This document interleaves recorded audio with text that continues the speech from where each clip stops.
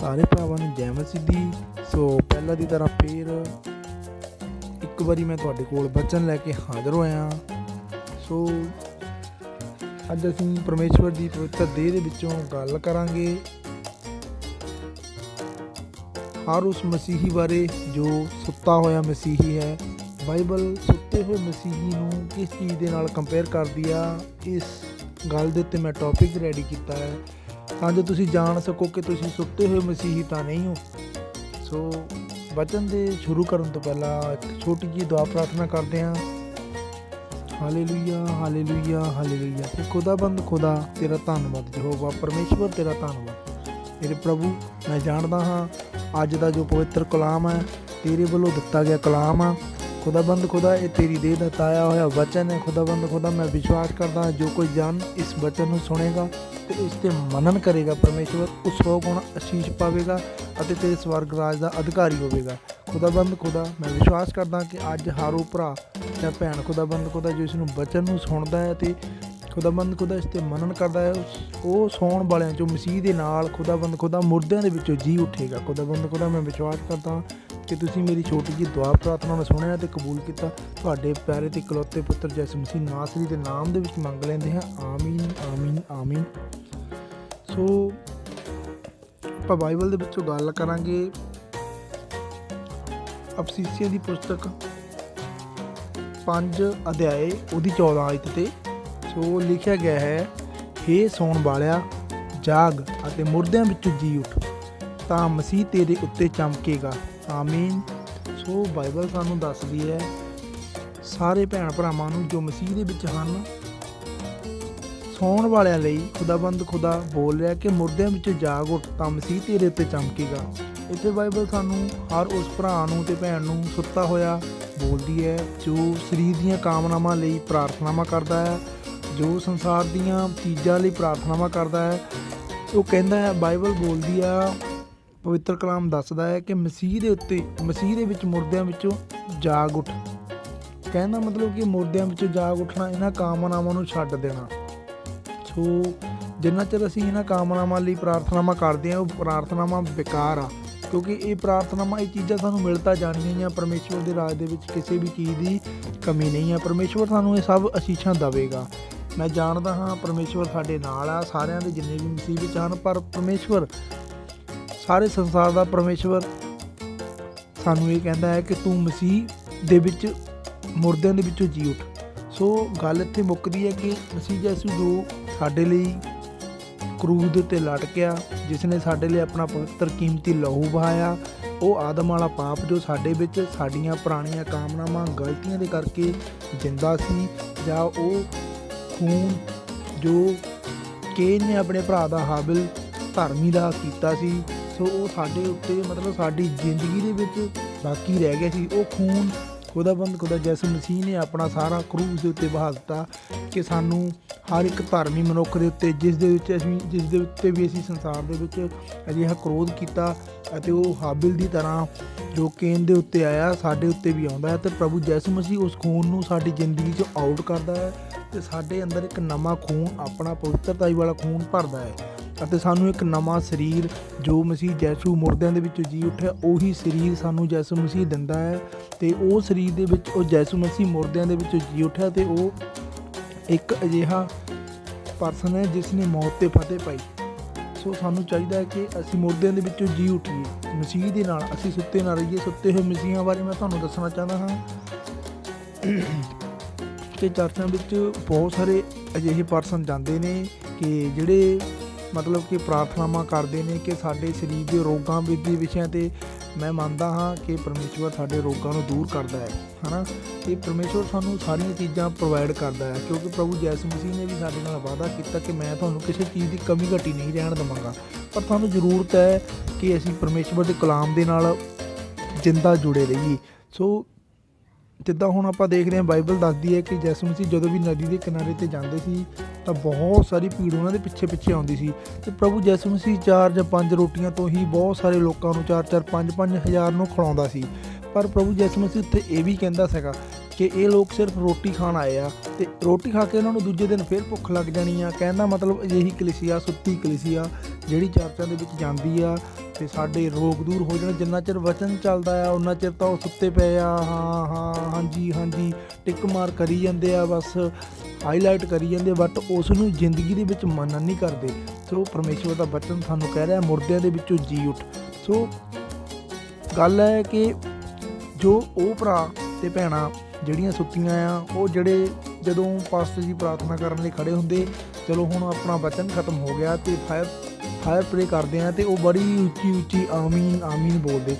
ਸ਼ਾਇਦ ਉਹਨਾਂ ਨੂੰ ਲੱਗਦਾ ਕਿ ਬਸ ਹੁਣ ਅੱਗ ਸਾਡੇ ਉੱਤੇ ਡਿੱਗਣੀ ਵਾਲੀ ਹੈ, ਸਾਡੇ ਰੋਗ ਜਾਣ ਵਾਲੇ ਆ। ਹਾਂ ਮੈਂ ਮੰਨਦਾ ਹਾਂ, ਪਰਮੇਸ਼ਵਰ ਨੇ ਕਿਹਾ ਕਿ ਤੁਸੀਂ ਵਿਸ਼ਵਾਸ ਕਰੋ ਤੁਹਾਡੇ ਰੋਗ ਚਲੇ ਜਾਣਗੇ, ਪਰ ਉੱਥੇ ਤੁਹਾਡੇ ਉੱਤੇ ਉਹ ਆਇਤ ਫਿੱਟ ਬੈਠਦੀ ਹੈ ਕਿ ਜਦੋਂ ਪ੍ਰਭੂ ਯਿਸੂ ਮਸੀਹ ਉਹਨਾਂ ਲੋਕਾਂ ਨੂੰ ਰੋਟੀ ਖਿਲਾਉਂਦਾ ਹੁੰਦਾ ਸੀ ਨਾ, ਤੇ ਲੋਕ ਬੜੀ ਭੀੜ ਉਹਦੇ ਮਗਰ ਮਤਲਬ ਕਿ ਇੱਕ ਦੂਜੇ ਦੇ ਉੱਪਰ ਚੜ੍ਹ ਕੇ ਰੋਟੀ ਖੋਹਣ ਵਾਲਾ ਕੰਮ ਹੋ ਜਾਂਦਾ। ਇੱਥੇ ਤਾਂ ਚਲੋ ਠੀਕ ਆ, ਮੈਂ ਤਾਂ ਤੁਸੀਂ ਕਹੋਗੇ ਬਾਈਬਲ 'ਚ ਤਾਂ ਇੱਦਾਂ ਦਾ ਕੁਛ ਲਿਖਿਆ ਨਹੀਂ, ਬਟ ਮੈਂ ਤੁਹਾਨੂੰ ਇੱਕ ਸੰਸਾਰਿਕ ਤੌਰ 'ਤੇ ਦੱਸ ਰਿਹਾ ਹਾਂ ਕਿ ਜਿੱਦਾਂ ਅਸ਼ੀਸ਼ ਨੂੰ ਲੋਕ ਇੱਕ ਦੂਜੇ ਤੋਂ ਉੱਚੀ ਬੋਲ ਕੇ ਲੈਂਦੇ ਆ, ਜਿੱਦਾਂ ਮਤਲਬ ਇੱਕ ਤੋਂ ਅੱਗੇ ਜਾ ਕੇ ਰੋਟੀ ਖੋਹਣੀ ਹੁੰਦੀ ਨਾ, ਉੱਦਾਂ ਕਿ ਮੈਂ ਪਹਿਲਾਂ ਲੈ ਲਾਂ, ਠੀਕ ਆ। ਉਸੇ ਤਰ੍ਹਾਂ ਤੁਹਾਨੂੰ ਪਾਸਟਰ ਜੀ ਦੱਸਦੇ ਬੜੀ ਉੱਚੀ ਜਾਣੀ ਆਮੀਨ ਬੋਲੋ, ਤੁਹਾਡੇ ਆਮੀਨ ਬੋਲਣ ਦੇ ਨਾਲ ਤੁਹਾਡੇ ਸਰੀਰ ਦੇ ਰੋਗ ਚੱਲ ਜਾਣਗੇ, ਪਰ ਤੁਹਾਨੂੰ ਆਤਮਾ ਦੇ ਵਿੱਚ ਯਿਸੂ ਮਸੀਹ ਕਦੀ ਜਿੰਦਾ ਨਹੀਂ ਕਰੂੰਗਾ। ਮੈਂ ਇਹ ਗੱਲ ਤੁਹਾਨੂੰ ਦਾਅਵੇ ਨਾਲ ਕਹਿੰਦਾ ਕਿ ਜਦੋਂ ਤੱਕ ਤੁਸੀਂ ਪ੍ਰਭੂ ਯਿਸੂ ਮਸੀਹ ਦੇ ਵਿੱਚ ਜੀ ਨਹੀਂ ਉੱਠਦੇ ਨਾ, ਤੁਸੀਂ ਉਸੇ ਤਰ੍ਹਾਂ ਜਿਸ ਤਰ੍ਹਾਂ ਮੂਸਾ ਦੀਆਂ ਗੱਲਾਂ 'ਤੇ ਲੋਕ ਬੜਬੜਾਉਂਦੇ ਸੀਗੇ ਨਾ, ਉਹਨਾਂ ਦੇ ਸੱਪ ਲੜੇ ਸੀਗੇ, ਉਹ ਮਰੇ ਸੀਗੇ, ਉਹ ਹਾਲ ਹੋਣਾ ਜੰਗਲ ਦੇ ਵਿੱਚ। ਮਤਲਬ ਇਸ ਧਰਤੀ ਦੇ ਉੱਤੇ ਹੀ ਸਾਨੂੰ ਮਰਨਾ ਪਊਗਾ। ਜਿਹੜਾ ਵੀ ਬੰਦਾ ਪ੍ਰਭੂ ਯਿਸੂ ਮਸੀਹ ਦੇ ਵਿੱਚ ਜਿੰਦਾ ਨਹੀਂ ਆ, ਉਹ ਇਸੇ ਧਰਤੀ 'ਤੇ ਮਰੂਗਾ। ਸੋ ਮੈਂ ਤੁਹਾਨੂੰ ਦੱਸਦਾ ਅੱਗੇ ਜਾਣ ਵਾਲੇ ਮਸੀਹ ਕਿਹੜੇ ਆ, ਜਿਹੜੇ ਉਹ ਮਨ ਲਾ ਕੇ ਵਚਨ ਸੁਣਦੇ ਆ, ਉਹ ਅੱਗੇ ਜਾਣ ਵਾਲੇ ਆ, ਤੇ ਉੱਤੇ ਚੱਲਦੇ ਆ, ਤੇ ਵਚਨ ਦੀ ਗਹਿਰਾਈ ਨੂੰ ਪੱਟਦੇ ਆ। ਵਚਨ ਕਹਿੰਦਾ ਕੀ ਆ, ਵਚਨ ਦੀ ਆਤਮਿਕ ਰੈਵਲੇਸ਼ਨ ਕੀ ਆ। ਸੋ ਮੈਂ ਤੁਹਾਨੂੰ ਦੱਸਦਾ ਕਿ ਯਿਸੂ ਮਸੀਹ ਨੇ ਜਦੋਂ ਉਹਨਾਂ ਲੋਕਾਂ ਨੂੰ ਰੋਟੀ ਦਿੰਦਾ ਹੁੰਦਾ ਸੀ ਤਾਂ ਕਹਿੰਦਾ ਹੁੰਦਾ ਸੀ ਕਿ ਇਹ ਲੋਕ ਉਹੀ ਆ ਜਿਹੜੇ ਰੋਟੀਆਂ ਖਾ ਕੇ ਨਹੀਂ ਕੱਲ੍ਹ ਨੂੰ ਫੇਰ ਆ ਜਾਣਾ। ਉਸੇ ਤਰ੍ਹਾਂ ਕਲੀਸਿਆ ਸੇਮ ਜਦੋਂ ਉਹਨਾਂ ਦੇ ਪਰਮੇਸ਼ਵਰ ਦਾ ਦਾਸ ਪ੍ਰਾਰਥਨਾ ਕਰਦਾ, ਫਾਇਰ ਪ੍ਰੇ ਕਰਦਾ, ਉਹਨਾਂ ਦੇ ਰੋਗ ਚਲੇ ਜਾਂਦੇ ਆ, ਕਿਉਂਕਿ ਯਿਸੂ ਮਸੀਹ ਨੇ ਕਿਹੜਾ ਕਿਸੇ ਨੂੰ ਖਾਲੀ ਮੋੜਿਆ ਸੀਗਾ, ਸਾਰਿਆਂ ਨੂੰ ਦਿੰਦਾ ਸੀ। ਇਸੇ ਤਰ੍ਹਾਂ ਪਰਮੇਸ਼ਵਰ ਦਾ ਦਾਸ ਜੋ ਉੱਤੇ ਖੜਾ ਆ, ਉਹ ਸਾਰਿਆਂ ਨੂੰ ਦਿੰਦਾ, ਕਿਉਂਕਿ ਉਹ ਨਹੀਂ ਦਿੰਦਾ, ਪਰਮੇਸ਼ਵਰ ਦਿੰਦਾ। ਪਰਮੇਸ਼ਵਰ ਆਪਣੇ ਲੋਕਾਂ ਨੂੰ ਪ੍ਰੋਵਾਈਡ ਕਰਦਾ। ਦੂਜੀ ਗੱਲ, ਜਦੋਂ ਉਹ ਉਹਨਾਂ ਨੂੰ ਸਾਰਿਆਂ ਨੂੰ ਮਿਲ ਜਾਂਦੀ ਤਾਂ ਦੂਜੇ ਦਿਨ ਜਿੱਦਾਂ ਉਹ ਫਰੀਸੀ ਜਾਂ ਜਿੰਨੇ ਵੀ ਲੋਕ ਹੁੰਦੇ ਸੀਗੇ ਰੋਟੀਆਂ ਖਾਣ ਫੇਰ ਆ ਜਾਂਦੇ ਹੁੰਦੇ ਸੀ ਯਿਸੂ ਮਸੀਹ ਦੇ ਮਗਰ।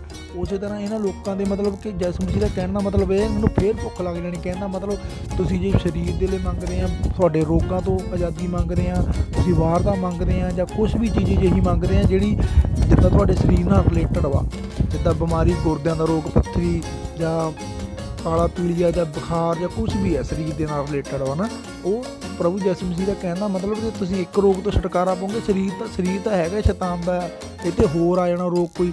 ਤੁਸੀਂ ਪੈਸਾ ਮੰਗਦੇ ਆ, ਪੈਸਾ ਤੁਹਾਡਾ ਫੇਰ ਖਰਚ ਹੋ ਜਾਣਾ, ਫੇਰ ਤੁਸੀਂ ਤੁਹਾਨੂੰ ਮੰਗਣਾ ਪੈਣਾ, ਪਰ ਤੁਸੀਂ ਉਹ ਚੀਜ਼ ਮੰਗੋ ਨਾ ਜਿਹਦਾ ਕਦੀ ਨਾਸ਼ ਨਹੀਂ ਹੁੰਦਾ ਹੈਗਾ, ਜਿਹਦਾ ਸਵਰਗ ਰਾਜ ਦੇ ਵਿੱਚ ਪ੍ਰਭੂ ਯਿਸੂ ਮਸੀਹ ਨੇ ਕਿਹਾ ਕਿ ਅਜਿਹਾ ਧਨ ਕਮਾਓ ਜਿਹਨੂੰ ਕੋਈ ਚੋਰ ਨਹੀਂ ਚੁਰਾਉਂਦਾ। ਤੁਸੀਂ ਉਹ ਧਨ ਚੁਰਾਓ ਦੇ ਬਾਰੇ ਜਾਣੋ ਨਾ, ਆਪਣੇ ਪਾਸਟਰ ਜੀ ਨੂੰ ਕਹੋ ਨਾ ਕਿ ਸਾਨੂੰ ਸਿਖਾ ਲਓ, ਸਾਨੂੰ ਦੱਸੋ। ਤੁਹਾਨੂੰ ਪਾਸਟਰ ਜੀ ਨਹੀਂ ਦੱਸਦੇ ਤਾਂ ਤੁਸੀਂ ਪ੍ਰਭੂ ਦੀਆਂ ਮਿਹਨਤਾਂ ਕਰੋ ਨਾ, ਪਰਮੇਸ਼ਵਰ ਦੇ ਅੱਗੇ ਤਰਲੇ ਕਰੋ ਨਾ, ਪਰਮੇਸ਼ਵਰ ਸਾਨੂੰ ਦੱਸੇ ਨਾ।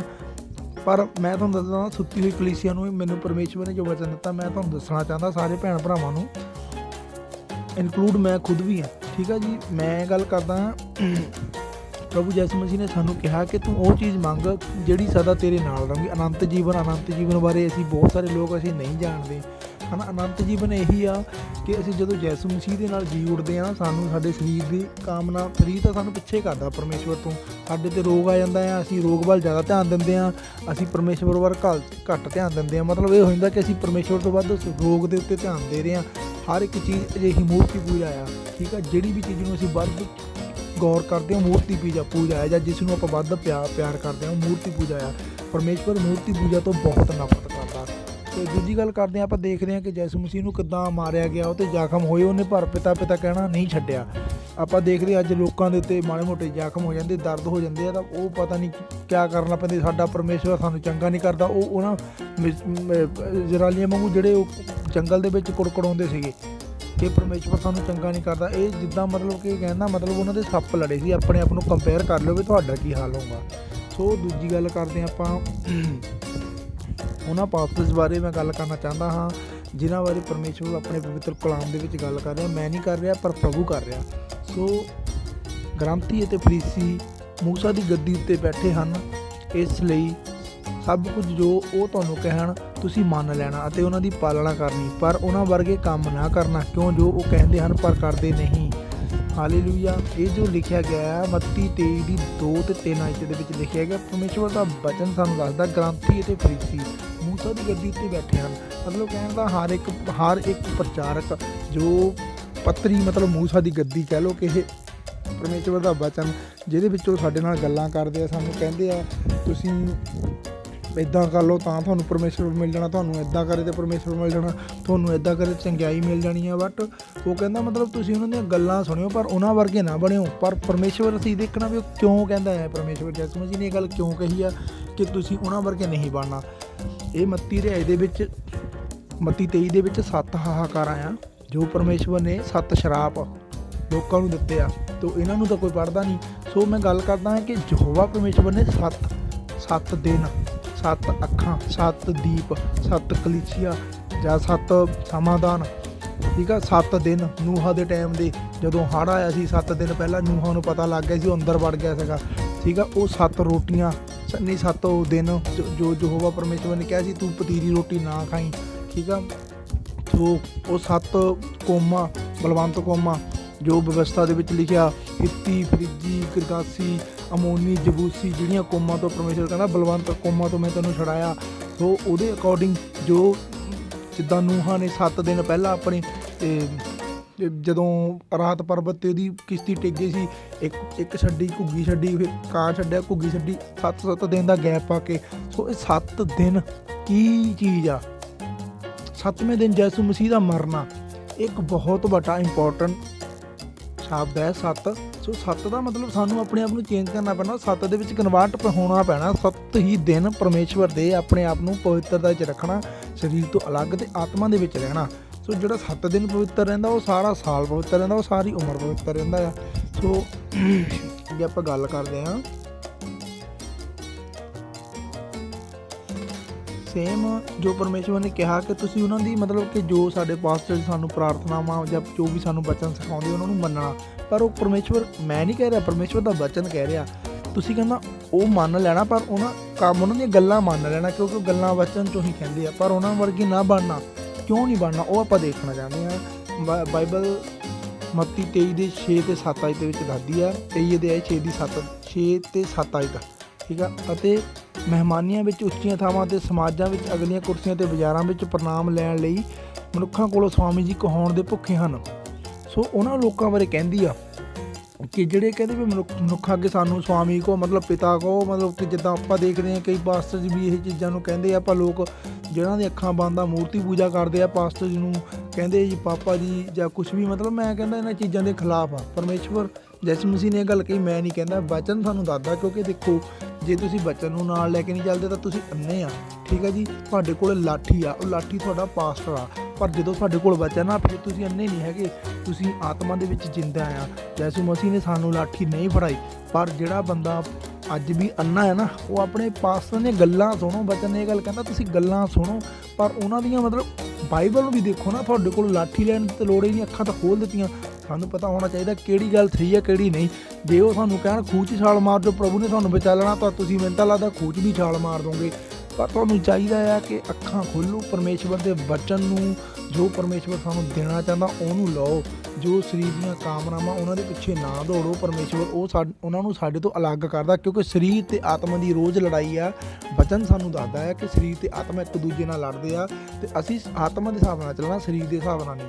ਸੋ ਅੱਗੇ ਬਾਈਬਲ ਸਾਨੂੰ ਦੱਸਦੀ ਆ ਕਿ ਪਹਿਲਾਂ ਤਾਂ ਪਾਸਟਰਾਂ ਦੇ ਖਿਲਾਫ ਉਹਨੇ ਬੋਲਿਆ, ਜਾਂ ਉੱਚੀਆਂ ਥਾਵਾਂ ਦੇ ਉੱਤੇ ਅਤੇ ਸਮਾਜਾਂ ਵਿੱਚ ਅਗਲੀਆਂ ਕੁਰਸੀਆਂ ਲੈਣ ਲਈ, ਮਤਲਬ ਆਪਣੀ ਗੈਦਰਿੰਗ ਵਧਾਉਣ ਦੇ ਲਈ, ਆਪਣੇ ਵੱਡੇ ਵੱਡੇ ਚਮਤਕਾਰ ਦਿਖਾ ਕੇ, ਮਤਲਬ ਕਿ ਆਪਣੇ ਆਪ ਨੂੰ ਸਵਾਮੀ ਜੀ ਕਹਾਉਣ ਲਈ। ਇਹਦਾ ਮਤਲਬ ਇਹ ਆ ਬਾਈਬਲ ਦੀ ਇਸ ਆਇਤ ਦਾ ਅਰਥ। ਸੋ ਅੱਗੇ ਲਿਖਿਆ ਮੱਤੀ 23 ਦੀ 10 ਦੇ ਵਿੱਚ ਲਿਖਿਆ, ਔਰ ਨਾ ਤੁਸੀਂ ਮਾਲਕ ਕਹਾਓ ਕਿਉਂਕਿ ਤੁਹਾਡਾ ਮਾਲਕ ਇੱਕੋ ਹੈ, ਅਰਥਾਤ ਮਸੀਹ। ਬਾਈਬਲ ਦੱਸਦੀ ਆ ਹਰ ਇੱਕ ਨੂੰ ਜੋ ਮਸੀਹ ਦੇ ਵਿੱਚ ਜਿੰਦਾ ਆ, ਕਹਿੰਦਾ ਤੁਸੀਂ ਆਪਣੇ ਆਪ ਨੂੰ ਮਾਲਕ ਨਾ ਕਹਾਓ ਕਿਉਂਕਿ ਤੁਹਾਡਾ ਮਾਲਕ ਇੱਕੋ ਹੈ, ਅਰਥਾਤ ਮਸੀਹ। ਸੋ ਅੱਗੇ ਆਪਾਂ ਨੂੰ ਕੋਈ ਬਾਈਬਲ ਦੱਸਦੀ ਆ, ਪਰ ਤੁਸੀਂ ਸਵਾਮੀ ਨਾ ਕਹਾਓ ਕਿਉਂ ਜੋ ਤੁਹਾਡਾ ਗੁਰੂ ਇੱਕੋ ਹੈ, ਔਰ ਤੁਸੀਂ ਸਭੇ ਭਾਈ ਹੋ। ਧਰਤੀ ਉੱਤੇ ਕਿਸੇ ਨੂੰ ਆਪਣਾ ਪਿਤਾ ਨਾ ਆਖੀ, ਜੋ ਤੁਹਾਡਾ ਪਿਤਾ ਇੱਕੋ ਹੈ ਜਿਹੜਾ ਆਕਾਸ਼ ਉੱਤੇ ਹੈ। ਇਹ ਲਿਖਿਆ 23 ਦੀ 8 ਤੇ 9 ਆਇਤ ਦੇ ਵਿੱਚ। ਪਰਮੇਸ਼ਵਰ ਨੇ ਸਪਸ਼ਟ ਲਫ਼ਜ਼ਾਂ ਦੇ ਵਿੱਚ ਕਿਹਾ ਤੁਸੀਂ ਸੁਆਮੀ ਨਾ ਕਹਾਓ। ਫਿਰ ਵੀ ਆਪਾਂ ਦੇਖਦੇ ਹਾਂ ਪਾਸਟਰ ਬਹੁਤ ਸਾਰੇ ਆ ਪ੍ਰਚਾਰਕ, ਕੱਲਾ ਮੈਂ ਇਹ ਨਹੀਂ ਕਹਿੰਦਾ ਮਸੀਹਤ ਦੇ ਵਿੱਚ, ਹੋਰ ਵੀ ਕਈ ਆ ਮਤਲਬ ਕਿ ਕਿਹਨਾਂ ਨੇ ਸਰਸੇ ਵਾਲੇ ਡੇਰੇ, ਕਦੇ ਕੋਈ ਪਤਾ ਨਹੀਂ ਕਿਹੜੇ ਕਿਹੜੇ, ਮੈਨੂੰ ਤਾਂ ਨਾਮ ਹੀ ਨਹੀਂ ਯਾਦ ਹੈਗੇ ਕਿਉਂਕਿ ਜਦੋਂ ਦਾ ਮੈਂ ਪਰਮੇਸ਼ਵਰ ਨੂੰ ਫੋਲੋ ਕਰਦਾ ਮੈਂ ਇਹਨਾਂ ਵੱਲ ਧਿਆਨ ਨਹੀਂ ਦਿੰਦਾ, ਠੀਕ ਹੈ ਜੀ। ਅਤੇ ਦੂਜੀ ਗੱਲ ਮੈਂ ਤਾਂ ਇਹ ਗੱਲ ਕਹਿੰਦਾ ਕਿ ਤੁਸੀਂ ਆਪਣਾ ਪਿਤਾ ਕਹਿਣਾ ਤਾਂ ਸਿਰਫ ਬਾਈਬਲ ਨੂੰ ਕਹੋ। ਬਾਈਬਲ ਹੀ ਤੁਹਾਡਾ ਬਾਪ ਹੈ, ਬਾਈਬਲ ਹੀ ਤੁਹਾਨੂੰ ਹਰ ਇੱਕ ਚੀਜ਼ ਪ੍ਰੋਵਾਈਡ ਕਰਦਾ, ਬਾਈਬਲ ਤੁਹਾਡੀਆਂ ਅੱਖਾਂ ਖੋਲ੍ਹਦੀ ਆ। ਉਹ ਤੋਂ ਇਲਾਵਾ ਪ੍ਰਾਰਥਨਾ ਦੇ ਵਿੱਚ ਵੀ ਤੁਸੀਂ ਕਹੋ ਨਾ, ਫਿਰ ਜੇ ਤੁਸੀਂ ਇੱਦਾਂ ਕਹਿੰਦੇ ਆ ਆਪਣੀ ਪ੍ਰਾਰਥਨਾ ਦੇ ਵਿੱਚ ਇੱਕ ਬੰਦ ਰੂਮ ਦੇ ਵਿੱਚ ਜਾਂਦੇ ਆ, ਤੁਸੀਂ ਉਦੋਂ ਵੀ ਕਹੋ ਨਾ ਉੱਚੀ ਜਾਣੀ ਆਮੀਨ, ਉੱਚੀ ਜਾਣੀ ਕਹੋ ਨਾ ਪਿਤਾ, ਜਿਨ੍ਹਾਂ ਨੂੰ ਤੁਸੀਂ ਪਾਸਟਰਸ ਨੂੰ ਕਹਿੰਦੇ ਆ ਪਾਪਾ ਜੀ, ਉਦੋਂ ਵੀ ਤੁਸੀਂ ਉਹਦਾ ਨਾਮ, ਫਿਰ ਤੁਸੀਂ ਪਰਮੇਸ਼ਵਰ ਦਾ ਨਾਮ ਕਿਉਂ ਲੈਂਦੇ ਆ? ਮਤਲਬ ਪਾਪਾ ਜੀ, ਉਹਨੂੰ ਪਰਮੇਸ਼ਵਰ ਨੂੰ ਕਿਉਂ ਅੱਬਾ ਪਿਤਾ ਬੋਲਦੇ? ਤੁਹਾਨੂੰ ਬਾਈਬਲ ਨੇ ਦੱਸਿਆ ਕਿ ਜਿਹੜੀ ਆਤਮਾ ਹੈ ਨਾ, ਸਾਨੂੰ ਉਹ ਦੱਸਦੀ ਹੈ ਕਿ ਅਸੀਂ ਕਿਸ ਤਰ੍ਹਾਂ ਪ੍ਰਾਰਥਨਾ ਕਰਨੀ ਆ। ਉਹ ਜਦੋਂ ਸਾਡੇ ਅੰਦਰ ਹੁੰਦਾ ਉਹ ਰੋ ਰੋ ਕੇ ਪ੍ਰਾਰਥਨਾ ਕਰਦਾ, ਆਪਣੇ ਆਪ ਹੀ ਅੱਬਾ ਪਿਤਾ ਬੋਲ ਕੇ ਪ੍ਰਾਰਥਨਾ ਕਰਦਾ। ਵੀ ਤੁਹਾਨੂੰ ਸਿੱਖ ਲੈਣਾ ਚਾਹੀਦਾ ਕਿ ਉਹ ਅੱਬਾ ਪਿਤਾ ਕਿਹਨੂੰ ਕਹਿੰਦੀ ਆ। ਅਤੇ ਉਹ ਤੋਂ ਬਾਅਦ ਤੁਹਾਨੂੰ ਪ੍ਰਾਰਥਨਾ ਰੂਮ ਤੋਂ ਬਾਹਰ ਆਉਣ ਤੋਂ ਬਾਅਦ ਫਿਰ ਤੁਹਾਨੂੰ ਕਿਸੇ ਨੂੰ ਬਾਹਰ ਕਿਸੇ ਨੂੰ ਪਿਤਾ ਜਾਂ ਪਾਪਾ ਡੈਡ ਕਹਿਣ ਦੀ ਲੋੜ ਨਹੀਂ। ਪਰਮੇਸ਼ਵਰ ਦੇ ਬਚਨ ਨੂੰ ਫੋਲੋ ਕਰੋ, ਸਿਰਫ ਪਰਮੇਸ਼ਵਰ ਦੇ ਬਚਨ ਨੂੰ। ਸੋ ਮੈਂ ਅੱਗੇ ਤੁਹਾਨੂੰ ਦੱਸਣਾ ਚਾਹੁੰਦਾ,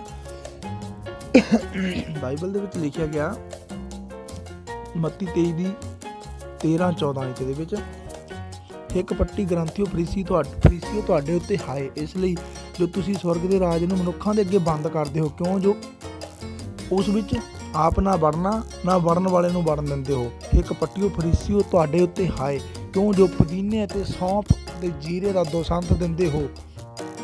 ਤੁਰੇਤ ਦੇ ਭਾਰੇ ਹੁਕਮਾਂ ਨੂੰ ਅਰਥਾਤ ਨਿਆਓ ਔਰ ਦਇਆ ਔਰ ਨੇਚਾਂ ਨੂੰ ਛੱਡ ਦਿੱਤਾ, ਪਰ ਚਾਹੀਦਾ ਸੀ ਇਹਨਾਂ ਨੂੰ ਵੀ ਕਰਦੇ ਅਤੇ ਉਹਨਾਂ ਨੂੰ ਵੀ ਨਾ ਛੱਡਦੇ। ਅੰਨੇ ਆਂਗੂ ਜਿਹੜੇ ਮੱਛਰ ਪੁੰਨਦੇ ਹਨ ਅਤੇ ਊਂਠ ਨਿਗਲ ਜਾਂਦੇ ਹਨ। ਇੱਕ ਪੱਟੀਓ ਗ੍ਰੰਥੀਓ ਫਰੀਸੀਓ ਤੁਹਾਡੇ ਉੱਤੇ ਹਾਏ, ਕਿਉਂ ਜੋ ਤੁਸੀਂ ਕਟੋਰਾ ਔਰ ਥਾਲੀ ਬਾਹਰੋਂ ਸਾਫ਼ ਕਰਦੇ ਹੋ, ਪਰ ਅੰਦਰੋਂ ਉਹ ਲੁੱਟ ਅਤੇ ਬਦ ਪਰਹੇਜ਼ੀ ਨਾਲ ਭਰੇ ਹੋਏ ਹਨ। ਇਹ ਅੰਨੇ ਫਰੀਸੀਓ, ਪਹਿਲਾ ਕਟੋਰਾ ਅਤੇ ਥਾਲੀ ਦੇ ਅੰਦਰੋਂ ਉਸ ਨੂੰ ਸਾਫ਼ ਕਰੋ ਤਾਂ ਬਾਹਰੋਂ ਸਾਫ਼ ਹੋਣਗੇ। ਕਹਿੰਦਾ ਮਤਲਬ ਕਿ ਬਚਨ ਜੋ ਸਾਨੂੰ ਦੱਸਦਾ ਆ ਉਹਨਾਂ ਗ੍ਰੰਥੀਆਂ ਬਾਰੇ, ਜੋ ਵੀ ਮਤਲਬ ਕਹਿ ਲਓ ਕਿ ਸੰਸਾਰ ਦੇ ਵਿੱਚ ਸੱਚਾਈ ਦਾ ਪ੍ਰਚਾਰ ਕਰਦੇ ਆ, ਕਿਸੇ ਵੀ ਧਰਮ ਦਾ, ਇਨਕਲੂਡ ਚਰਚ ਦੇ ਬਾਰੇ ਵੀ, ਠੀਕ ਹੈ ਜੀ। ਜਾਣੀ ਕਿ ਪਰਮੇਸ਼ਵਰ ਦਾ ਵਚਨ ਉਹਨਾਂ ਨੂੰ ਕਹਿੰਦਾ ਕਿ ਤੁਸੀਂ ਦਸਵੰਧ ਲੈਂਦੇ ਹੋ, ਮਤਲਬ ਕਿ ਇੱਥੇ ਲਿਖਿਆ ਸੌਂਫ, ਪੁਦੀਨਾ, ਜੀਰਾ, ਮਤਲਬ ਉਹ ਜੋ ਪੁਰਾਣੇ ਨਿਯਮ ਦੇ ਅਕੋਰਡਿੰਗ ਮੂਸਾ ਦੇ ਬੰਦਿਆਂ ਨੂੰ ਉਹ ਕਹਿ ਰਿਹਾ ਆ, ਮੂਸਾ ਦੀ ਕਲੀਸਿਆ ਨੂੰ ਕਹਿੰਦਾ ਵੀ ਤੁਹਾਡੇ ਕੋਲ ਇਹ ਲੋਕ ਦਸਵੰਧ ਤਾਂ ਲਈ ਜਾਂਦੇ, ਜਿੱਦਾਂ ਅੱਜ ਵੀ ਚਰਚਾਂ ਦੇ ਵਿੱਚ ਦਸਵੰਧ ਲਈ ਜਾਂਦੇ ਆ, ਪਰ ਕਹਿੰਦਾ ਤੁਹਾਨੂੰ ਇਹ ਨਹੀਂ ਦੱਸਦੇ ਹੈਗੇ ਤ੍ਰੇਤ ਦੇ ਭਾਰੇ ਹੁਕਮਾਂ ਨੂੰ ਅਰਥਾਤ ਨਿਆਓ, ਦਇਆ ਔਰ ਨਿਚਾ ਨੂੰ ਛੱਡ ਦਿੱਤਾ। ਕਹਿੰਦਾ ਤੁਹਾਨੂੰ ਚਾਹੀਦਾ ਵੀ ਤੁਸੀਂ ਇਹਦੇ ਬਾਰੇ ਮੇਨ ਕਰਕੇ ਦੱਸੋ। ਬਚਨ ਸਾਨੂੰ ਕਹਿੰਦਾ ਕਿ ਸਾਨੂੰ ਉਹ ਪੈਸਿਆਂ ਦਾ ਦਸਵੰਧ, ਉਹ ਤੋਂ ਇਲਾਵਾ ਸਾਨੂੰ ਸਭ ਤੋਂ ਪਹਿਲਾਂ ਜ਼ਰੂਰੀ ਆ ਆਪਣੀ ਜ਼ਿੰਦਗੀ ਦਾ ਜੋ ਪਰਮੇਸ਼ਵਰ ਯਿਸੂ ਮਸੀਹ ਸਾਨੂੰ ਮੁਰਦਿਆਂ ਦੇ ਵਿੱਚੋਂ ਜਗਾਉਂਦਾ ਆ, ਉਹਦੇ ਵਿੱਚ ਉਹੀ ਦਸਵੰਧ ਕੱਢਣਾ, ਸੱਚਾਈ, ਨਿਆਓ, ਧਾਰਮਿਕਤਾ, ਵੱਡੇ ਹੁਕਮਾਂ ਦਾ ਮਤਲਬ ਉਹਨਾਂ ਦੇ ਵਿੱਚ ਬਣੇ ਰਹਿਣਾ, ਠੀਕ ਹੈ। ਜਦੋਂ ਅਸੀਂ ਉਹਨਾਂ ਦੇ ਵਿੱਚ ਬਣੇ ਰਹਿੰਦੇ, ਚਾਹੇ ਮੇਰੇ ਅਕੋਰਡਿੰਗ ਜੋ ਮੈਨੂੰ ਪਰਮੇਸ਼ਵਰ ਦੱਸਦਾ, ਜੇ ਤੁਸੀਂ ਆਪਣੀ ਕਮਾਈ ਦੇ ਵਿੱਚੋਂ ਪਰਮੇਸ਼ਵਰ ਨੂੰ ਨਹੀਂ ਵੀ ਦਿੰਦੇ ਨਾ, ਤਾਂ ਵੀ ਪਰਮੇਸ਼ਵਰ ਤੁਹਾਡੇ ਨਾਲ ਗੁੱਸੇ ਨਹੀਂ ਹੈਗਾ, ਕਿਉਂਕਿ ਪਰਮੇਸ਼ਵਰ ਨੂੰ ਤੁਹਾਡੇ ਪੈਸੇ ਦੀ ਲੋੜ ਨਹੀਂ, ਪਰਮੇਸ਼ਵਰ ਨੂੰ ਤੁਹਾਡੇ ਚੰਗੇ ਆਤਮਾ ਦੀ ਲੋੜ ਆ। ਪਰਮੇਸ਼ਵਰ ਤੁਹਾਡੀ ਕਮਾਈ ਦਾ ਭੁੱਖਾ ਨਹੀਂ ਕਿਸੇ ਦੀ ਦਾ ਵੀ, ਠੀਕ ਹੈ ਨਾ। ਪਰਮੇਸ਼ਵਰ ਨੂੰ ਸਾਡੇ ਘਰ ਦੀ ਜ਼ਰੂਰਤ, ਕਿਉਂਕਿ ਪਰਮੇਸ਼ਵਰ ਕਹਿੰਦਾ ਮੈਂ ਤੁਹਾਡੇ ਵਿੱਚ ਰਹਿਣਾ ਚਾਹੁੰਦਾ ਹਾਂ, ਸਾਡੇ ਵਿੱਚ। ਪਰ ਜਦੋਂ ਉਹ ਰਹਿਣਾ ਉਹਨਾਂ ਵਿੱਚ, ਘਰ ਉੱਥੇ ਬਣਨਾ ਪਰਮੇਸ਼ਵਰ ਦਾ ਜਿੱਥੇ ਚੰਗੇ ਆਤਮੇ ਆ। ਯਿਸੂ ਮਸੀਹ ਸਾਡੇ ਉਹਨਾਂ ਆਤਮਾਵਾਂ ਦਾ ਇੱਕ ਖੂੰਜੇ ਦਾ ਪੱਥਰ ਆ, ਜਿਹੜਾ ਆਤਮਾ ਦੇ ਵਿੱਚ ਜੀਊਗਾ ਉਹ ਉਹਦੇ ਉੱਤੇ ਟਿਕਦਾ ਜਾਊਗਾ। ਅਸੀਂ ਪਰਮੇਸ਼ਵਰ ਦਾ ਭਵਨ ਬਣਾ ਲਾਂਗੇ। ਪਰ ਜੇ ਤੁਸੀਂ ਪੈਸਾ ਜੋੜ ਕੇ ਕਹਿੰਦੇ ਆ ਕਿ ਅਸੀਂ ਇੱਕ ਚਰਚ ਬਣਾਉਣੀ, ਅਸੀਂ ਇੱਕ ਭਵਨ ਮੰਦਰ ਬਣਾਉਣਾ, ਗੁਰਦੁਆਰਾ ਬਣਾਉਣਾ, ਇਹ ਸਭ ਬੇਕਾਰ ਆ। ਪਰਮੇਸ਼ਵਰ ਦਾ ਬਚਨ ਦੱਸਦਾ ਹੈ, ਠੀਕ ਆ। ਮੈਂ ਤਾਂ ਆਪਣੇ ਕੋਲੋਂ ਕੁਝ ਨਹੀਂ ਬੋਲਦਾ। ਪਰਮੇਸ਼ਵਰ ਕਹਿੰਦਾ ਮੈਂ ਤੁਹਾਡੇ ਵਿੱਚ ਰਹਿਣਾ ਚਾਹੁੰਦਾ, ਸਾਡੇ ਵਿੱਚ ਰਹਿਣਾ ਚਾਹੁੰਦਾ ਉਹ। ਇੱਕ ਤਾਂ ਲਾ ਲਓ ਕਿ ਸਾਡਾ ਸਰੀਰ, ਉਹਦੇ ਵਿੱਚ ਵੀ ਸਾਡੇ ਵਿੱਚ ਚੰਗਿਆਈ ਹੈ, ਚੰਗਿਆਈ ਦੇ ਵਿੱਚ ਹੀ ਪਰਮੇਸ਼ਵਰ ਨੇ ਰਹਿਣਾ ਆ। ਦੂਜਾ ਜਿੱਦਾਂ ਮਤਲਬ ਅਸੀਂ ਆਤਮਾ, ਇੱਕ ਮੇਰਾ ਆਤਮਾ ਹੋ ਗਿਆ, ਇੱਕ ਦੂਜੇ ਭਰਾ ਦਾ ਆਤਮਾ, ਇੱਕ ਤੀਜੇ ਦਾ, ਇੱਕ ਚੌਥੇ ਦਾ, ਇੱਦਾਂ ਕਰਕੇ ਸਾਡੇ ਆਤਮੇ ਇੱਕ ਪੱਥਰ ਦੀ ਤਰ੍ਹਾਂ ਆ ਜੋ ਪਰਮੇਸ਼ਵਰ ਦਾ ਭਵਨ ਤਿਆਰ ਕਰਦੇ ਆ। ਸੋ ਅੱਗੇ ਬਾਈਬਲ ਸਾਨੂੰ ਦੱਸਦੀ ਹੈ ਕਿ ਉਹਨਾਂ ਅੰਗੂਆਂ ਬਾਰੇ ਕਿ ਕਹਿੰਦਾ ਜਾਣੀ ਕਿ ਤੁਸੀਂ ਦਸਵੰਧ ਤਾਂ ਲਈ ਜਾਂਦੇ, ਪਰ ਕਹਿੰਦਾ ਅਰਥਾਤ ਵੱਡੇ ਹੁਕਮਾਂ ਨੂੰ ਮੰਨਦੇ ਨਹੀਂ। ਸੋ ਅੱਗੇ ਕੀ ਲਿਖਦਾ, ਕਹਿੰਦਾ ਇਹ ਅੰਨੇ ਆਂਗੂ ਜਿਹੜੇ ਮੱਛਰ ਪੁਣ ਲੈਂਦੇ ਅਤੇ ਊਂਠ ਨਿਕਲ ਜਾਂਦੇ। ਮਤਲਬ ਮੱਛਰ ਪੁਣ ਦਾ ਮਤਲਬ ਆਹ ਗੱਲਾਂ ਦੱਸੀ ਜਾਣੀਆਂ, ਤੁਸੀਂ ਆਪਣੀ ਬਿਮਾਰੀ ਦੂਰ ਕਰਵਾਉਣ ਦੇ ਲਈ ਆਹ ਚੀਜ਼ ਦੇ ਦਿਓ, ਤੁਸੀਂ ਬਿਮਾਰੀ, ਤੁਹਾਡੇ ਦੇ ਉੱਤੇ ਬਿਮਾਰੀਆਂ ਆ ਜਾਣੀਆਂ ਆ, ਤੁਸੀਂ ਪੈਸੇ ਨਹੀਂ ਦਿੰਦੇ ਹੈਗੇ, ਤੁਹਾਡਾ ਫਲਾਨਾ ਹੋ ਜਾਣਾ, ਤੁਹਾਡਾ ਤੇ ਮਕਾਨਾ ਹੋ ਜਾਣਾ, ਪਤਾ ਨਹੀਂ ਕੀ ਹੋ ਜਾਣਾ ਆ। ਪਰਮੇਸ਼ਵਰ ਦਾ ਬਚਨ ਸਾਨੂੰ ਜ਼ਿੰਦਗੀ ਦਿੰਦਾ ਨਾ ਕਿ ਮ੍ਰਿਤੂ। ਠੀਕ ਆ, ਕਿਸੇ ਦੇ ਕਹਿਣ ਨਾਲ ਕੁਝ ਨਹੀਂ ਹੋਣਾ ਹੈਗਾ। ਉਹਦਾ ਸ਼ਰਾਪ ਉਹਨੂੰ ਵਾਪਸ ਜਾਊਗਾ। ਜੇ ਤੁਹਾਨੂੰ ਲੱਗਦਾ ਕਿ ਤੁਹਾਨੂੰ ਕੋਈ ਕਹਿੰਦਾ ਆ ਤੁਸੀਂ ਦਸਵੰਧ ਨਹੀਂ ਦਿੱਤਾ ਜਾਂ ਤੁਸੀਂ ਉਹਨਾਂ ਨੂੰ ਪਾਪਾ ਨਹੀਂ ਕਿਹਾ, ਤਾਂ ਉਹ ਜੇ ਤੁਹਾਨੂੰ ਕਹਿੰਦਾ ਨਾ ਤੁਹਾਨੂੰ ਸ਼ਰਾਪ ਪਾਉਣਾ ਤੋਂ ਤੁਹਾਡਾ ਸ਼ਰਾਪ ਤੁਹਾਡੇ 'ਤੇ ਆਵੇ। ਠੀਕ ਆ, ਪਰਮੇਸ਼ਵਰ ਨੇ ਜੋ ਵਚਨ ਸਾਨੂੰ ਦਿੱਤਾ, ਸਾਨੂੰ ਵਚਨ ਦੇ ਅਕੋਰਡਿੰਗ ਹੀ ਸਾਨੂੰ ਚੱਲਣਾ ਚਾਹੀਦਾ ਆ। ਵਚਨ ਸਾਨੂੰ ਆਜ਼ਾਦੀ ਦਿੰਦਾ ਹੈ, ਅਸੀਂ ਗੁਲਾਮ ਨਹੀਂ ਹੈਗੇ। ਅਸੀਂ ਹੁਣ ਪਰਮੇਸ਼ਵਰ ਯਿਸੂ ਮਸੀਹ ਨੇ ਸਾਨੂੰ ਆਜ਼ਾਦ ਕਰ ਦਿੱਤਾ। ਆਦਮ ਤੋਂ ਅਸੀਂ ਆਜ਼ਾਦ ਹਾਂ। ਹਰ ਉਹ ਕੌਮ ਜੋ ਸੰਸਾਰ ਦੀ ਆ, ਕਹਿੰਦਾ ਮਤਲਬ ਗਿਰਗਾਸੀ, ਅਮੋਨੀ, ਫਰੀਜੀ, ਜਬੂਸੀ, ਗਰੀਸੀ, ਜਿੰਨੇ ਵੀ ਇਹ ਕੌਮਾਂ ਜਿਹੜੇ ਗਲਤ ਕੰਮ ਕਰਦੇ ਸੀ, ਉਹ ਸੰਸਾਰ ਦੀਆਂ ਕਾਮਨਾਵਾਂ, ਕਾਮ, ਕ੍ਰੋਧ, ਮੋਹ, ਹੰਕਾਰ, ਸਰੀਰ ਦੀ ਅਭਿਲਾਸ਼ਾ, ਸਭ ਕੁਝ ਅਸੀਂ ਤੋਂ ਆਜ਼ਾਦ ਹੋ ਚੁੱਕੇ ਹਾਂ। ਪਰਮੇਸ਼ਵਰ ਨੇ ਸਾਨੂੰ ਇੱਕ ਨਵਾਂ ਜੀਵਨ ਦਿੱਤਾ। ਸੋ ਸਾਨੂੰ ਡਰਨ ਦੀ ਲੋੜ ਨਹੀਂ, ਸਾਡੇ 'ਤੇ ਕੋਈ ਸ਼ਰਾਪ ਹੀ ਨਹੀਂ ਆਉਣਾ, ਕਿਉਂਕਿ ਯਿਸੂ ਮਸੀਹ ਸਾਡੇ ਲਈ ਸ਼ਰਾਪੀ ਹੋ ਚੁੱਕਾ। ਯਿਸੂ ਮਸੀਹ ਉਸ ਰੁੱਖ 'ਤੇ ਸਾਡੇ ਲਈ ਟੰਗ ਹੋ ਚੁੱਕਾ। ਯਿਸੂ ਮਸੀਹ ਨੇ ਸਾਡੇ ਲਈ ਉਹ ਸਾਰਾ ਲਹੂ ਬਹਾ ਦਿੱਤਾ। ਯਿਸੂ ਮਸੀਹ ਸਾਡੇ ਲਈ ਮਰ ਚੁੱਕਾ। ਹੁਣ ਸਾਨੂੰ ਮੌਤ ਨਹੀਂ ਆਉਣੀ। ਸਾਨੂੰ ਸਰੀਰ ਦੀ ਮੌਤ ਆਊਗੀ, ਬਟ ਸਾਨੂੰ ਆਤਮਾ ਦੀ ਮੌਤ ਨਹੀਂ ਆਉਣੀ।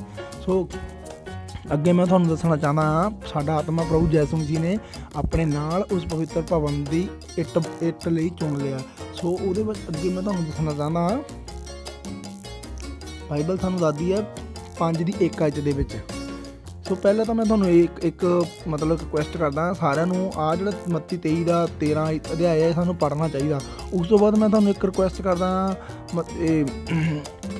ਜੋ ਮੱਤੀ ਦਾ ਪਹਿਲਾਂ ਨਾ ਤੁਹਾਨੂੰ ਦੱਸਿਆ ਮੈਂ 23 ਅਧਿਆਇ ਪੜ੍ਹੋ।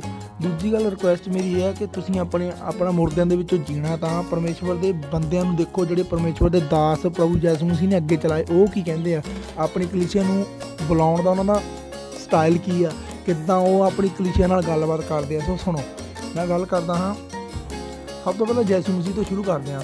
ਯਹੂਨਾ 20 ਦੀ 17 ਦੇ ਵਿੱਚ ਲਿਖਿਆ, ਯਿਸੂ ਨੇ ਉਸ ਨੂੰ ਆਖਿਆ, ਮੈਨੂੰ ਨਾ ਛੋ, ਕਿਉਂ ਜੋ ਮੈਂ ਅਜੇ ਪਿਤਾ ਦੇ ਕੋਲ ਉੱਪਰ ਨਹੀਂ ਗਿਆ।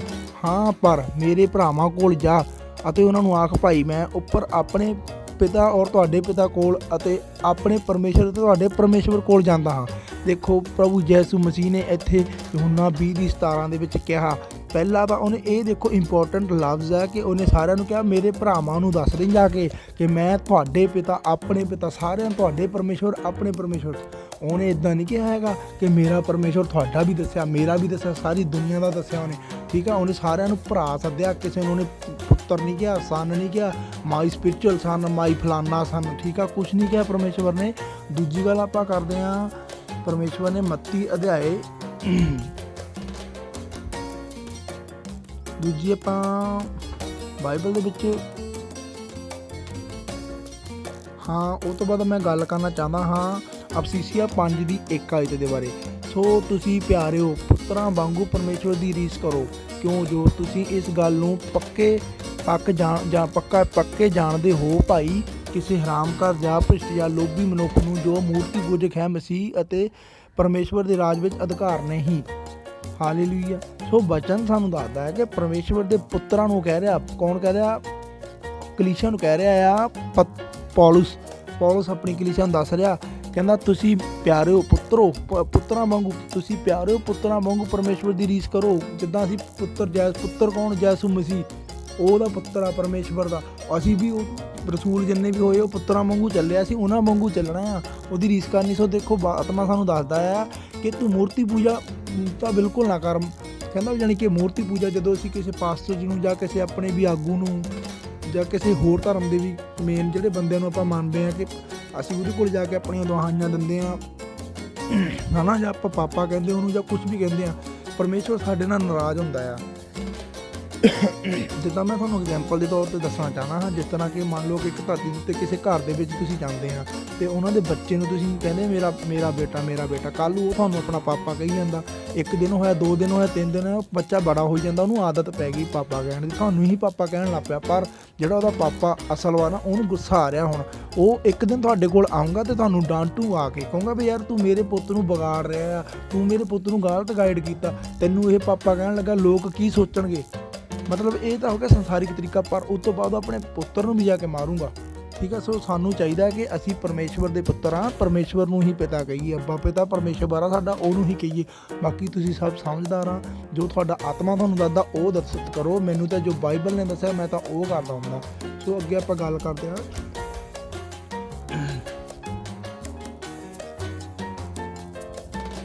ਬਾਈਬਲ ਦੇ ਵਿੱਚੋਂ ਸੇਮ ਆਪਾਂ ਗੱਲ ਕਰਦੇ ਹਾਂ ਅਫਸੀਸੀਆਂ ਦਾ ਅਧਿਆਇ 6 ਦੀ 1 ਆਇਤ। ਹੇ ਬਾਲਕੋ ਤੁਸੀਂ ਪ੍ਰਭੂ ਵਿੱਚ ਆਪਣੇ ਮਾਪਿਆਂ ਦੇ ਆਗਿਆਕਾਰੀ ਰਹੋ। ਸੋ ਇਹਦੇ ਵਿੱਚ ਦੇਖੋ ਪੌਲਸ ਬੱਚਿਆਂ ਨੂੰ ਕਹਿ ਰਿਹਾ ਹੇ ਬਾਲਕੋ ਤੁਸੀਂ, ਮਤਲਬ ਐ ਨਹੀਂ ਕਹਿ ਰਿਹਾ ਮਾਈ ਸਪਿਰਿਚੁਅਲ ਸਨ, ਠੀਕ ਆ। ਸੋ ਆਪਾਂ ਇਹ ਗੱਲ ਕਹਿੰਦੇ ਆ ਕਿ ਪਰਮੇਸ਼ਵਰ ਦੇ ਦਾਸ ਨੂੰ ਵੀ ਇਹ ਗੱਲ ਚਾਹੀਦੀ ਆ ਕਿ ਆਪਾਂ ਪਰਮੇਸ਼ਵਰ ਨੇ ਸਾਨੂੰ ਯਿਸੂ ਮਸੀਹ ਨੇ ਕਿਹਾ ਕਿ ਤੁਸੀਂ ਸਾਰੇ ਇੱਕ ਦੂਜੇ ਦੇ ਭੈਣ ਭਰਾ ਆ। ਹੇ ਬਾਲਕੋ ਤੁਸੀਂ ਪ੍ਰਭੂ ਦੇ ਵਿੱਚ ਆਪਣੇ ਮਾਪਿਆਂ ਦੇ ਆਗਿਆਕਾਰੀ ਰਹੋ। ਪ੍ਰਭੂ ਦੇ ਵਿੱਚ ਮਤਲਬ ਆਤਮਿਕ ਤੌਰ ਦੇ ਵਿੱਚ, ਆਤਮਿਕ ਜਿੱਦਾਂ ਅਸੀਂ ਸੰਸਾਰ ਦੇ ਵਿੱਚ ਨਹੀਂ, ਪ੍ਰਭੂ ਦੇ ਵਿੱਚ। ਤੇ ਪ੍ਰਭੂ ਸਾਨੂੰ ਕਹਿੰਦਾ ਉਹਨਾਂ ਦੇ ਤਰੀਕੇ ਨਾਲ ਆਪਣੇ ਮਾਂ-ਬਾਪ ਦੀ ਆਗਿਆਕਾਰੀ ਕਰਨੀ, ਪਰ ਮੂਰਤੀ ਪੂਜਾ ਨਹੀਂ ਕਰਨੀ। ਜੇ ਸਾਡੇ ਮਾਂ-ਬਾਪ ਗਲਤ ਕੰਮ ਕਰਦੇ ਤਾਂ ਸਾਨੂੰ ਪਰਮੇਸ਼ਵਰ ਦੇ ਵੱਲ ਖੜਨਾ ਚਾਹੀਦਾ, ਨਾ ਕਿ ਮਾਂ-ਬਾਪ ਵੱਲ। ਸਰੀਰ ਦੇ ਵਿੱਚ ਨਹੀਂ ਖੜਨਾ, ਆਤਮਾ ਦੇ ਵਿੱਚ ਖੜਨਾ। ਸੋ ਸਾਨੂੰ ਬਾਈਬਲ ਸਿਖਾਉਂਦੀ ਆ ਕਿਸ ਤਰ੍ਹਾਂ ਆਤਮਾ ਤੇ ਸਰੀਰ ਦੇ ਵਿੱਚ ਖੜਨਾ। ਦੂਜੀ ਗੱਲ, ਜਿਹੜਾ ਬੰਦਾ ਆਤਮਾ ਦੇ ਵਿੱਚ ਆ ਉਹ ਮੂਰਤੀ ਪੂਜਾ ਨਹੀਂ ਕਰਦਾ। ਜਿਹੜਾ ਬੰਦਾ ਸਰੀਰ ਦੇ ਵਿੱਚ ਆ ਉਹ ਮਸੀਹ ਹੋ ਕੇ ਵੀ ਮੂਰਤੀ ਪੂਜਾ ਕਰਦਾ। ਅਤੇ ਅੱਗੇ ਕੀ ਲਿਖਿਆ, ਹੇ ਪਿਤਾਓ, ਅਫਸੀਸੀਆਂ 6:4 'ਚ ਲਿਖਿਆ, ਹੇ ਪਿਤਾਓ ਤੁਸੀਂ ਆਪਣੇ ਬਾਲਕਾਂ ਦਾ ਕ੍ਰੋਧ ਨਾ ਭੜਕਾਓ, ਸਗੋਂ ਪ੍ਰਭੂ ਦੀ ਸਿੱਖਿਆ ਔਰ ਮੱਤ ਦੇ ਕੇ ਉਹਨਾਂ ਦੀ ਪਾਲਣਾ ਕਰੋ। ਸੋ ਅੱਗੇ ਦੇਖੋ ਉਹ ਕਹਿ ਰਿਹਾ, ਉਹ ਨਹੀਂ ਕਹਿ ਰਿਹਾ ਸਪਿਰਿਚੁਅਲ ਸੰਸ, ਉਹ ਕਹਿ ਰਿਹਾ ਵਚਨ ਕਹਿ ਰਿਹਾ ਹੇ ਪਿਤਾਓ। ਪੌਲਸ ਕਹਿ ਰਿਹਾ, ਪੌਲਸ ਆਪਣੇ ਲੋਕਾਂ ਨੂੰ ਕਹਿ ਰਿਹਾ, ਜਿੱਦਾਂ ਮਤਲਬ ਜਿੱਦਾਂ ਦੇ ਬੰਦੇ ਉਹ ਕਲੀਸਿਆ ਦੇ ਵਿੱਚ ਇੱਕ ਜਗ੍ਹਾ ਪੁੱਲ ਪੈੜ ਤੇ ਐਗਜ਼ਾਮਪਲ ਦੇ ਤੌਰ ਤੇ ਖੜਾ ਆ ਕਿ ਉਹ ਸਾਰੇ ਭਰਾਵਾਂ ਨੂੰ ਕਹਿ ਰਿਹਾ ਭਰਾਵੋ, ਹੇ ਭਰਾਵੋ ਮੇਰੀ ਗੱਲ ਸੁਣੋ, ਐ ਪਰਮੇਸ਼ਵਰ ਦੀ ਸ਼ੀਸ਼ ਤੁਹਾਡੇ ਤੇ ਆਵੇ। ਪਰਮੇਸ਼ਵਰ ਦਾ ਬਚਨ ਭਰਾਵਾਂ ਨੂੰ ਇੱਦਾਂ ਕਹਿੰਦਾ, ਹੇ ਪਿਤਾਓ ਆਪਣੇ ਤੋਂ ਵੱਡਿਆਂ ਨੂੰ ਕਹਿ ਰਿਹਾ।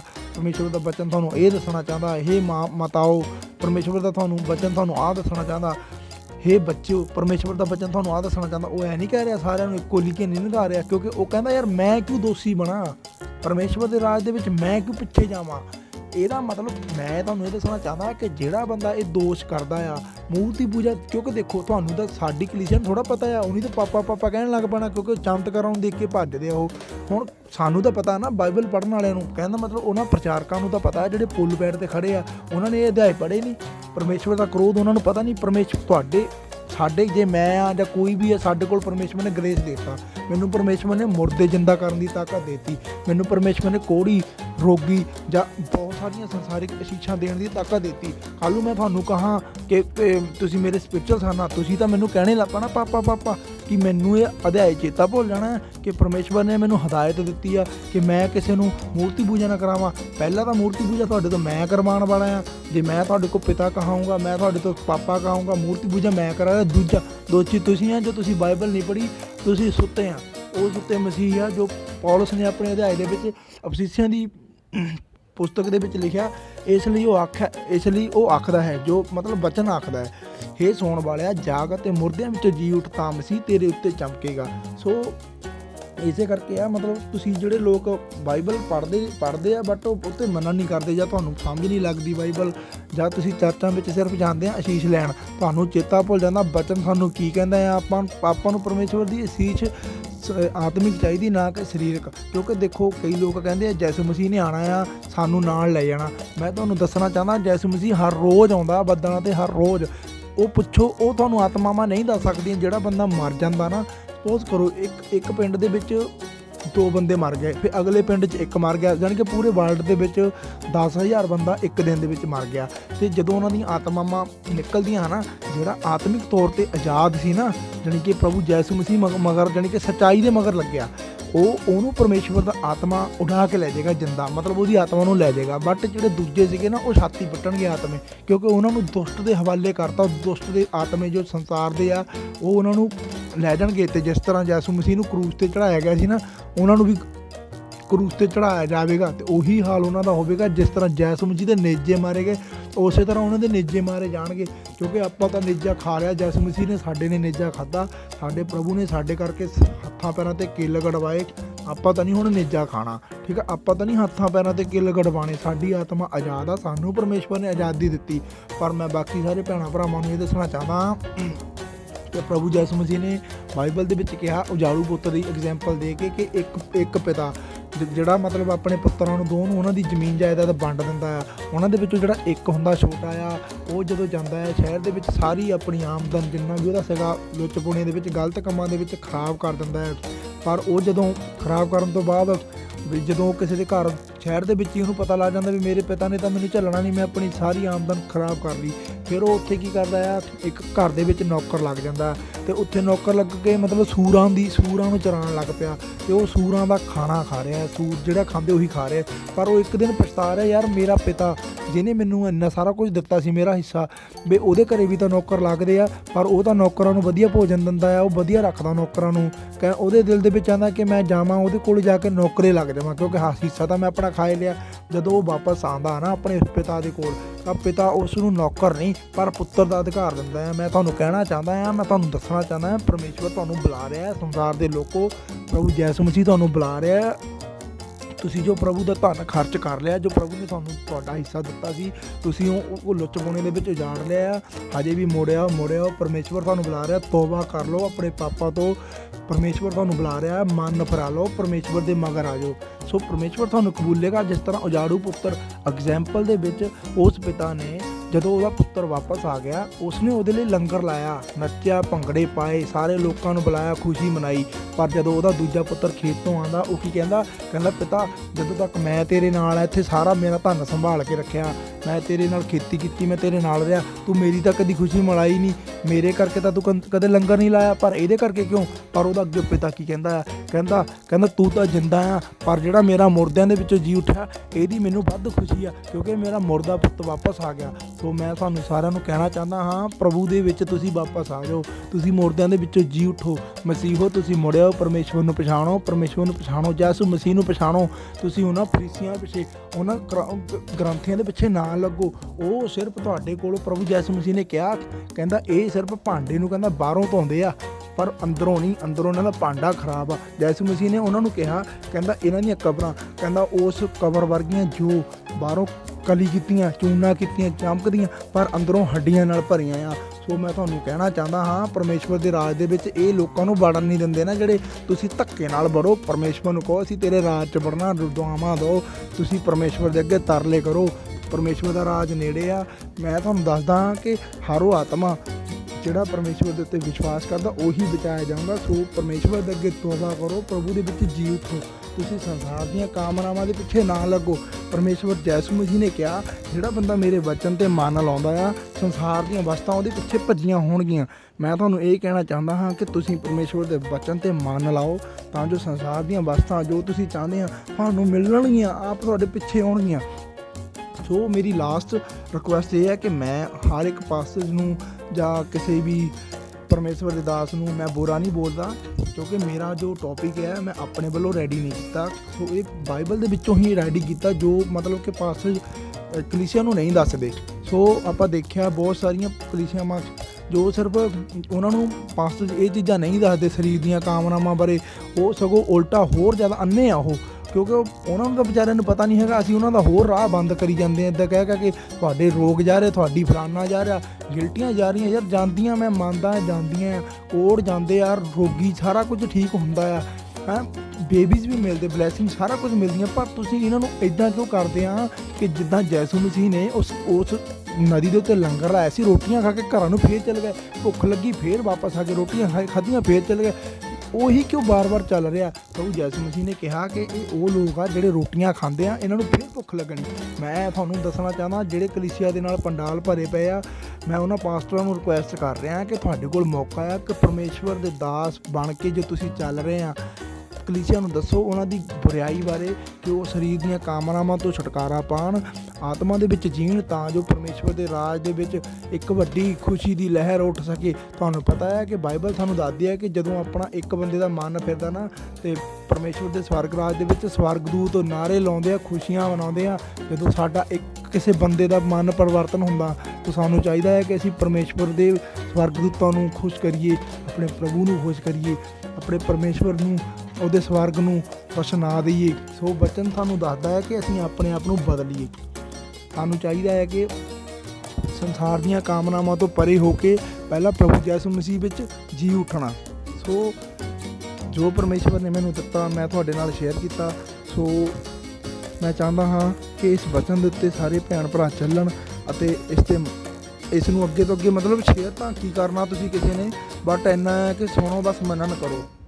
ਬਸ ਪਰਮੇਸ਼ਵਰ ਤੁਹਾਡੇ ਨਾਲ ਆ, ਪਰਮੇਸ਼ਵਰ ਤੁਹਾਨੂੰ ਬਲੈਸਿੰਗ ਦੇਵੇ। ਸੋ ਬਾਈਬਲ ਦੀਆਂ ਮੇਨ ਆਇਤਾਂ ਨੂੰ ਪੜ੍ਹੋ ਜੋ ਪਰਮੇਸ਼ਵਰ ਤੁਹਾਨੂੰ ਦੱਸਣਾ ਚਾਹੁੰਦਾ। ਬਾਈਬਲ ਨਾਲ ਗੱਲ ਕਰੋ, ਲੋਕਾਂ ਦੇ ਨਾਲ ਨਾ ਗੱਲ ਕਰੋ। ਇਹ ਵਿਸ਼ਵਾਸ ਨਾ ਕਰੋ ਕਿ ਕਿਸੇ ਪਾਸਟਰ ਕਿਸੇ ਦਾਸ ਦੇ ਜ਼ਰੀਏ ਪਰਮੇਸ਼ਵਰ ਤੁਹਾਡੇ ਨਾਲ ਗੱਲ ਕਰੇ। ਤੁਸੀਂ ਉਸ ਅੰਨੇ ਵਰਗੇ ਨਾ ਬਣੋ ਜਿਸ ਨੂੰ ਹਜੇ ਵੀ ਲਾਠੀ ਦੀ ਲੋੜ ਆ। ਪ੍ਰਭੂ ਯਿਸੂ ਮਸੀਹ ਨੇ ਸਾਨੂੰ ਰੌਸ਼ਨੀ ਦਿੱਤੀ ਹੈ, ਸਾਨੂੰ ਅੱਖਾਂ ਦੇਤੀਆਂ। ਹੁਣ ਅਸੀਂ ਅੰਨੇ ਨਹੀਂ ਹੈ ਕਿ ਸਾਨੂੰ ਲਾਠੀ ਦੀ ਜ਼ਰੂਰਤ ਨਹੀਂ। ਲਾਠੀ ਸਾਡੀ ਇੱਕ ਬਾਈਬਲ ਆ, ਬਾਈਬਲ ਦੇ ਅਕੋਰਡਿੰਗ ਚੱਲੋ। ਦੂਜਾ ਯਿਸੂ ਮਸੀਹ ਨੇ ਸਾਨੂੰ ਮੁਰਦਿਆਂ ਦੇ ਵਿੱਚੋਂ ਜਗਾ ਦਿੱਤਾ ਆ। ਮੈਂ ਮੰਨਦਾ ਹਾਂ ਤੁਹਾਨੂੰ ਆਪਣੇ ਪਾਸਟਰ ਦੀਆਂ ਗੱਲਾਂ ਮੰਨਣੀਆਂ ਚਾਹੀਦੀਆਂ, ਪਰ ਤੁਸੀਂ ਇਹ ਦੇਖ ਕੇ ਚੱਲੋ ਨਾ ਕਿ ਤੁਹਾਨੂੰ ਕਿਹੜੀ ਮੰਨਣੀ ਚਾਹੀਦੀ ਕਿਹੜੀ ਨਹੀਂ। ਮੈਂ ਮੰਨਦਾ ਕਿ ਤੁਹਾਨੂੰ ਗ੍ਰੰਥੀਆਂ ਦੀਆਂ ਜਿੰਨੇ ਵੀ ਲੋਕ ਆ ਸਾਰਿਆਂ ਦੀਆਂ ਮੰਨਣੀਆਂ ਚਾਹੀਦੀਆਂ, ਪਰ ਦੇਖੋ ਪਹਿਲਾਂ ਕਿਹੜੀ ਮੰਨਣੀ ਕਿਹੜੀ ਨਹੀਂ। ਪਰਮੇਸ਼ਵਰ ਨੇ ਕਿਹਾ ਕਿ ਇੱਥੇ ਧਰਤੀ ਦੇ ਉੱਤੇ ਪੱਥਰ ਤੇ ਪੱਥਰ ਨਹੀਂ ਟਿਕਣਾ ਹੈਗਾ। ਜਿੰਨੇ ਮਰਜ਼ੀ ਉੱਚੇ ਭਵਨ ਬਣਾ ਲਓ, ਕੀ ਕਰ ਲਓਗੇ? ਪਰਮੇਸ਼ਵਰ ਇਹਨਾਂ ਭਵਨਾਂ 'ਚ ਨਹੀਂ ਰਹਿੰਦਾ। ਉਹਨੇ ਸਿੱਧਾ ਸਪਸ਼ਟ ਲਫ਼ਜ਼ਾਂ ਦੇ ਵਿੱਚ ਦੱਸਿਆ ਕਿਉਂ ਨਹੀਂ ਇਸ ਗੱਲ ਦਾ ਪ੍ਰਚਾਰ ਹੁੰਦਾ ਹੈਗਾ। ਮੈਂ ਤੁਹਾਨੂੰ ਦੱਸਣਾ ਚਾਹੁੰਦਾ ਪਰਮੇਸ਼ਵਰ ਯਹੋਵਾ ਨੇ ਕਿਹਾ ਕਿ ਮੈਂ ਹੱਥਾਂ ਦੇ ਬਣਾਏ ਭਵਨਾਂ ਦੇ ਵਿੱਚ ਨਹੀਂ ਰਹਿੰਦਾ। ਅਤੇ ਪ੍ਰਭੂ ਯਿਸੂ ਮਸੀਹ ਨੇ ਕਿਹਾ ਇੱਥੇ ਜਦੋਂ ਉਹਨਾਂ ਨੇ ਯਰੂਸ਼ਲਮ ਦੇ ਵਿੱਚ ਭਵਨ ਬਣਿਆ ਸੀਗਾ, ਪਤਰਸ ਨੇ ਅਤੇ ਉਹਦੀ ਕਲੀਸਿਆ ਨੇ ਨਾਲ ਦੇ 12 ਬੰਦਿਆਂ ਨੇ ਮਤਲਬ ਕਿ ਉਹਦੇ ਸੇਵਕਾਂ ਨੇ ਨਾਲ ਜਿਹੜੇ ਰਹਿੰਦੇ ਸੀ ਕਿਹਾ ਕਿ ਦੇਖ ਕਿੰਨਾ ਪ੍ਰਭੂ ਕਿੰਨਾ ਵਧੀਆ ਭਵਨ ਆ। ਉਹਨੇ ਕਿਹਾ ਕਿ ਇਹ ਭਵਨ ਦੇ ਤੋਂ ਵਧੀਆ ਤੁਹਾਡੇ ਕੋਲ ਖੜਾ ਆ। ਪ੍ਰਭੂ ਯਿਸੂ ਮਸੀਹ ਨੇ ਕਿਹਾ ਇਸ ਭਵਨ ਦੇ ਉੱਤੇ ਇੱਟ ਤੇ ਇੱਟ ਨਹੀਂ ਟਿਕਣੀ ਹੈਗੀ। ਸੋ ਮੈਂ ਤੁਹਾਨੂੰ ਦੱਸਣਾ ਚਾਹੁੰਦਾ ਹਾਂ ਕਿ ਇਹ ਨਾ ਸੋਚੋ ਜੋ ਪਾਸਟਰ ਵੱਡੇ ਵੱਡੇ ਭਵਨਾਂ ਦੇ ਚੱਕਰਾਂ 'ਚ ਆ ਜਾਂ ਕੁਛ ਵੀ ਆ, ਮਤਲਬ ਪਰਮੇਸ਼ਵਰ ਨੂੰ ਭਵਨ ਦੀ ਲੋੜ ਨਹੀਂ। ਪਰਮੇਸ਼ਵਰ ਦੇ ਭਵਨ ਬਣਾਉਣੇ ਆ ਤਾਂ ਕਲੀਸਿਆ ਦਾ ਮਨ ਚੇਂਜ ਕਰੋ, ਉਹਨਾਂ ਦਾ ਮਨ ਪਰਿਵਰਤਨ ਕਰੋ। ਪਰਮੇਸ਼ਵਰ ਨੂੰ ਮਤਲਬ ਕਿ ਜੇ ਇੱਕ ਬੰਦਾ ਜਿਹੜਾ ਡੇਲੀ ਚਰਚ ਜਾਂਦਾ ਆ ਉਹ ਮਤਲਬ ਕਿ ਪਰਮੇਸ਼ਵਰ ਦੇ ਬਚਨ ਨੂੰ ਨਹੀਂ ਜਾਣਦਾ। ਤੁਹਾਡੇ ਮੇਰੇ ਜਾਂ ਕਿਸੇ ਵੀ ਪਾਸਟਰ ਦੇ ਪ੍ਰਾਰਥਨਾ ਕਰਨ ਦੇ ਨਾਲ ਉਹਦੇ ਰੋਗ ਚੰਗੇ ਹੋ ਗਏ, ਉਹਦੀ ਕੋੜ ਸ਼ੁੱਧ ਹੋ ਗਿਆ, ਸਭ ਕੁਝ ਹੋ ਗਿਆ, ਪਰ ਉਹਦਾ ਕੀ ਫਾਇਦਾ ਜਿੱਦਣ ਉਹ ਮਰ ਗਿਆ ਪਰ ਉਹਦੀ ਆਤਮਾ ਗੁਲਾਮ ਰਹਿ ਗਈ ਕਿਉਂਕਿ ਉਹਦਾ ਮਨ ਨਹੀਂ ਬਦਲਿਆ। ਕਿਉਂਕਿ ਉਹਦਾ ਮਨ ਦੇ ਵਿੱਚ ਹਜੇ ਵੀ ਪਰਮੇਸ਼ਵਰ ਦਾ ਬਚਨ ਸਾਨੂੰ ਕਹਿੰਦਾ ਮਨ ਬਦਲਾਓ। ਸਿਰਫ ਮਨ ਫਿਰਾਉਣ ਦਾ ਹੀ ਪ੍ਰਚਾਰ ਹੋਣਾ ਚਾਹੀਦਾ ਮੇਰੇ ਅਕੋਰਡਿੰਗ। ਪਰਮੇਸ਼ਵਰ ਜੋ ਸਾਨੂੰ ਦੱਸਦਾ ਹੈ ਉਹਦੇ 'ਤੇ ਮੰਨਣ ਕਰਾਉਣਾ ਚਾਹੀਦਾ ਆਪਣੇ ਬੰਦਿਆਂ ਨੂੰ। ਸੋ ਸਾਰੇ ਭਰਾਵਾਂ ਨੂੰ ਕਹਿਣਾ ਸੀ ਜੀ ਗੋਡ ਬਲੈਸ ਯੂ।